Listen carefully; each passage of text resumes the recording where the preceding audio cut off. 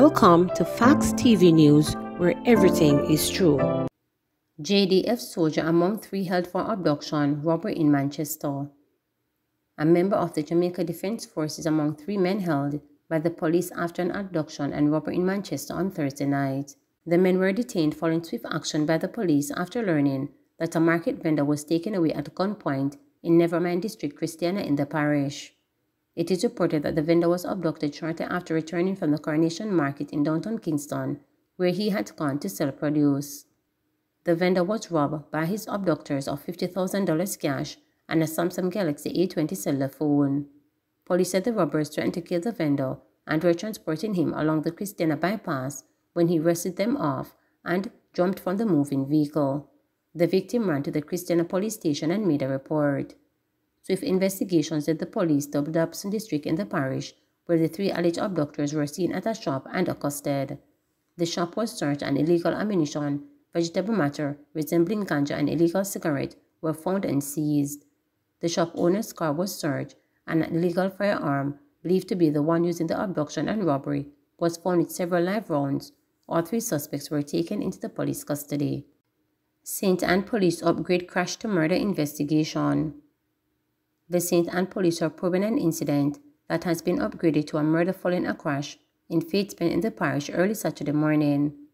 The deceased has been identified as 47-year-old Dane Brown, a delivery truck driver in Severite Drive, Kingston 11. It is reported that around 5:30 a.m., the police were called to the scene of the crash, where they found Brown slumped over the steering wheel. He was cut from the truck with the assistance of the fire brigade.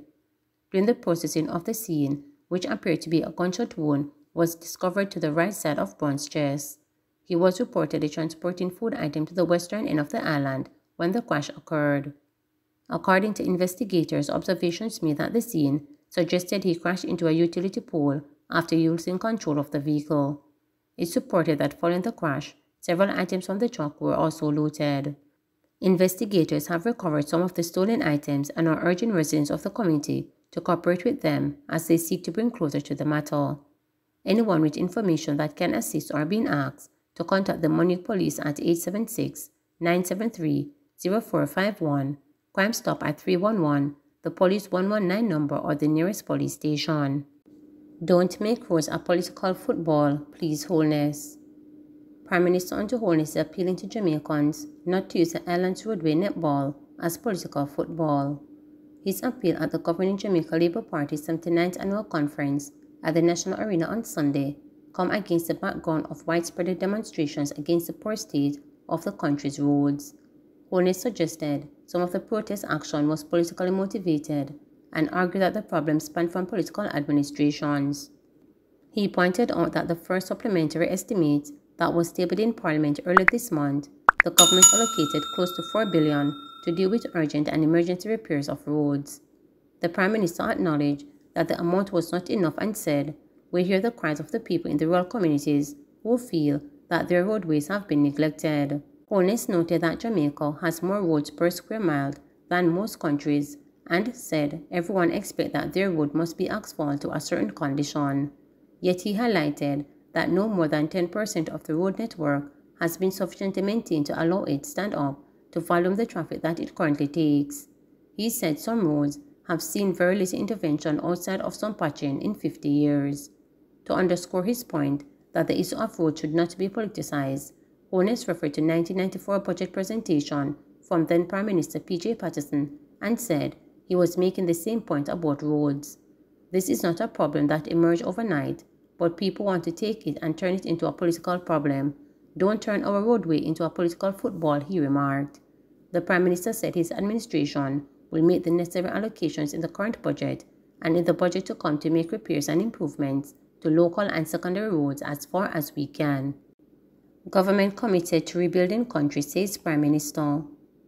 Prime Minister Andrew Holness on Sunday said that his government is committed to rebuilding the country from the destruction of the decade of the 70s, which caused the greatest post-independence flight of talent and skill and enterprise from our shores.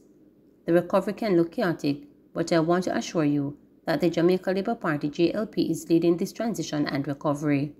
It will be done in an orderly, fair, equitable and efficient manner.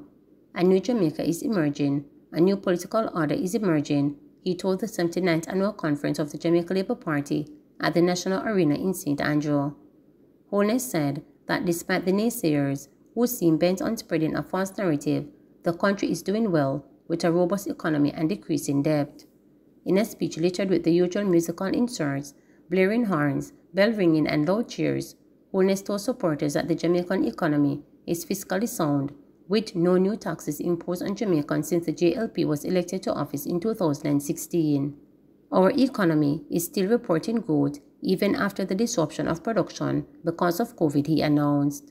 Holness further said that the national debt is going down and that Jamaica is the only country in the region which has accomplished the feat after COVID-19. It means we have more financial space to spend on the people of the country, he said. Holness further noted that unemployment rate is the lowest it has been in the country's history. Pointing to the brain drain of the 70s, the Prime Minister said, "I look forward to ushering into a new era where Jamaicans overseas will choose to return to Jamaica to make their investment in Jamaica. Our objective is to fulfill Vision 2030, and I believe it will happen in my lifetime and your lifetime that Jamaica will become the place where you choose to live, work, raise your family, do business, and retire in paradise. Jamaica will be the place of choice," he stressed. He noted that while conditions are not perfect now, this realization is already happening, with Jamaicans overseas investing in the country. There are many Jamaicans buying their second homes in Jamaica, and there are many Jamaicans overseas who are investing in our stock market, so it is happening. We want it to happen on a much larger scale, where talents and the skills that left us in the 70s can come back to Jamaica and feel safe, feel secure, feel a part of the society, so that they can contribute to further building the Jamaica we love, he said to Lord Chairs. In the meantime, Holness said the focus of the JLP administration remained the working class masses of the country, noting that the mission is to lift people out of poverty, to lift people up, to improve quality of life, to create opportunities, to create prosperity. We want to move people out of the working class and into the middle classes of the country. He said that the JLP-led government seeks to provide employment for all ambitious Jamaicans, pointing out that the administration has created more jobs than ever in the history of Jamaica. He said the government also believes in putting more money through income into the hands of Jamaicans, which is why the income tax threshold was raised to 1.5 million and general consumption tax was reduced by 1.5%. He said it is also for this reason that the administration decided to undertake a comprehensive compensation review for the public service. It is an unprecedented realignment of remuneration for the public sector, but this is part of our philosophy for looking out for the working class, for giving them more income in their hands so that they can determine how to spend it, he said. Please remember to subscribe, like, share, and click the notification bell